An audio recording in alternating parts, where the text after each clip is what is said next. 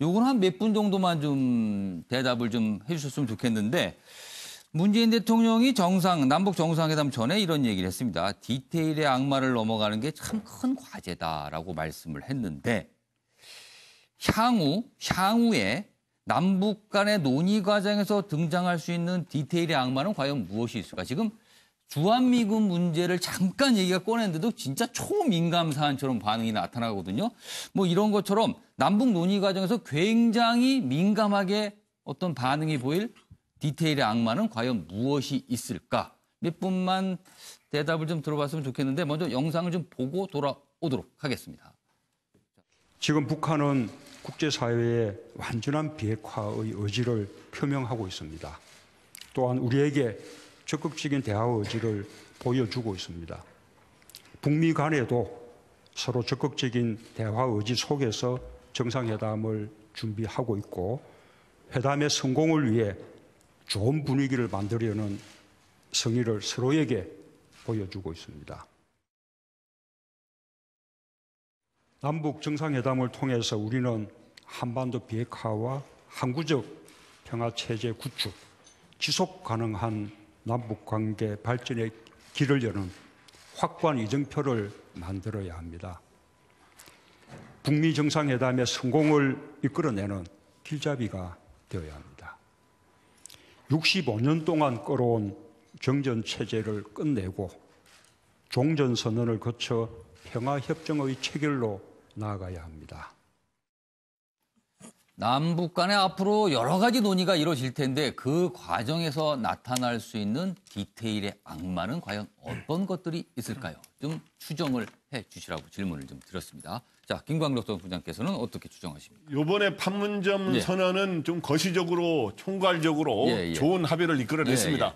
쉽게 말해서 매크로한 측면에서는 좋은 합의를 이끌어냈는데 이 노무현 정부 때도 제가 많이 들은 이야기인데 이때도 디테일의 악마라는 용어를 많이 써요. 사실은 이 디테일로 들어가면은 여기서 바로 분쟁이 생길 수도 있고 이런 뜻인데 과연 어떤 게 될까 하는데 단순히 남북 논의 과정뿐만 아니라 북미 논의 과정에서 핵 폐기를 하기는 한다고 나올 겁니다. 김정은 위원장이. 그런데 구체적인 시점 이게 이제 첫째 이슈가 되는 거고 두 번째는 그게 비핵화가 되려면 CVID 저게 비핵화가 돼야 되는데 C가 이제 완전한이고 V가 검증 가능하고 I가 보면 이 리버서블이라 그래서 되돌릴 수 없는 불가역적인 이런 뜻인데 저기서 바로 마지막 I에서 굉장히 중요하게 될 것 같습니다. 왜냐하면 핵을 폐기하더라도 다시 개발할 수 있는 기술을 갖고 있거든요. 그렇죠. 핵 기술이도 남게 되죠. 기술 남기기 때문에 그것까지 소위 미래 핵까지 완전히 없어야만이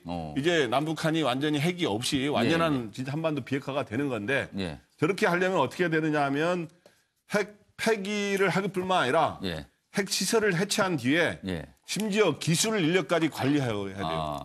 그렇죠. 바로 이런 점에 기술은 그 사람이니까요. 그 인력까지 관리하는 문제로까지 실제로 그 소위 검증과 사찰이 이루어지는데 바로 저런 문제까지 들어가면은 굉장히 디테일하면 문제에서 갈등이 생길 수도 있다. 그래서 저기에 CVID 중에 저기 I가 굉장히 중요하다. 디테일의 악마가 저기에 있을 수 있다. 이렇게 설명해 주셨고요. 양무석 이사장께서는. 저는 그 미국의 군산 복합체의 그 움직임이 또 하나의 디테일의 악마로 작동할 가능성이 높다고 이제 보는 건데요.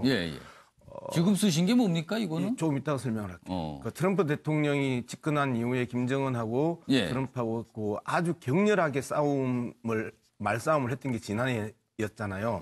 지난해 같은 경우에 미국의 그 S&P 인덱스를 보면 평균 12%포인트 정도 올랐는데 이 방위산업체 같은 경우에는 27%포인트가 오릅니다.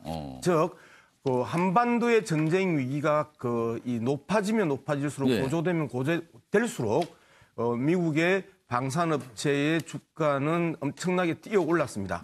그런데 지금 제가 보여드리는 이 5개가 미국의 빅5 방위산업체들입니다. 유명한 방산업체들. 록히드 마틴, 노스롭 그루먼, 제너럴 다이나믹스, 그다음에 레이손, 보잉인데 이날 이게 2.5%까지 이제 쭉 그 5개가 주가가 폭락을 했는데요.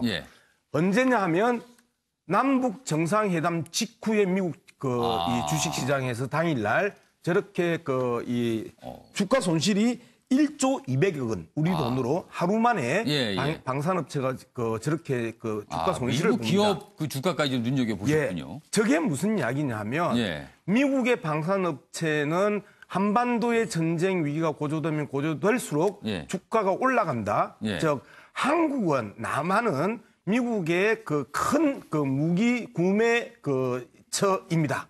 그렇기 때문에 남한이 엄청나게 미국의 무기를 사들이는 상황에서 전쟁이 일어나면 훨씬 더 많은 무기를 사들일 것 아니에요.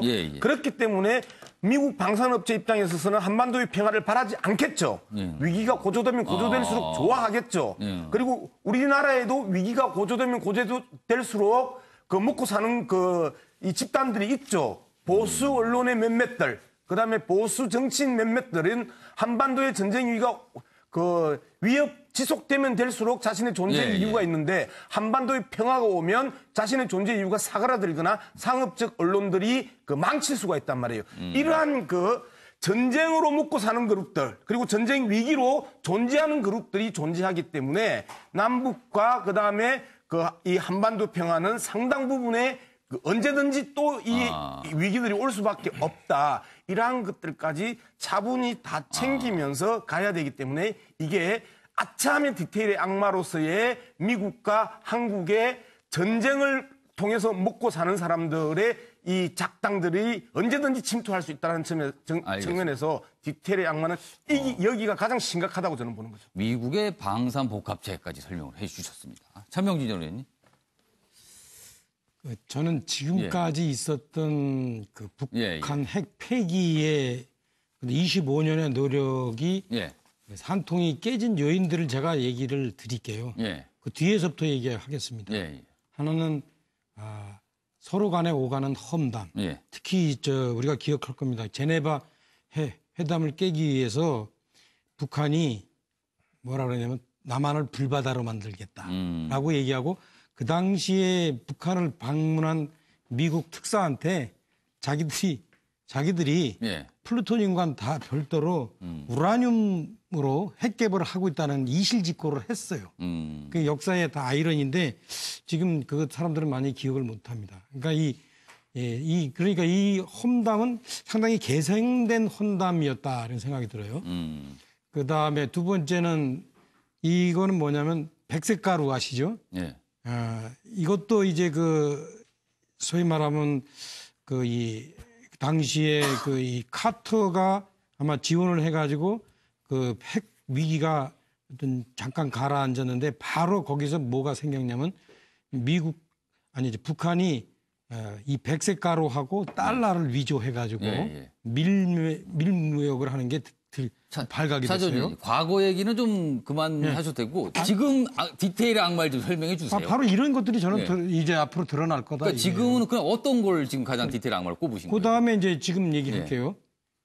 지금 앞으로 가능한 큰 요인이 아마 제가 볼 땐 저들이 수백억 달러를 들여서 핵 개발을 했기 때문에 그걸 묻히기 원하지 않을 거예요. 그래서 제가 볼 땐 주변국에 지금 보시는 이 북한제 핵무기가 유출될 가능성이 상당히 은닉 내지는 이전 뭐 이럴 가능성이 여기에 악마가 숨을 수 있다. 또 의전, 은닉 이런 가능성들이 저는 진짜 이 소위 말하면 핵심적 디테일, 악마 디테일이 아닌가 이렇게 봅니다. 첫 번째 주제를 하는데 사실 굉장히 민감한 얘기들이 많이 나와서 진짜 과연 이런 난관을 좀 어떻게 향후에 남북 간에 극복할지 저희가 지켜보도록 하겠습니다.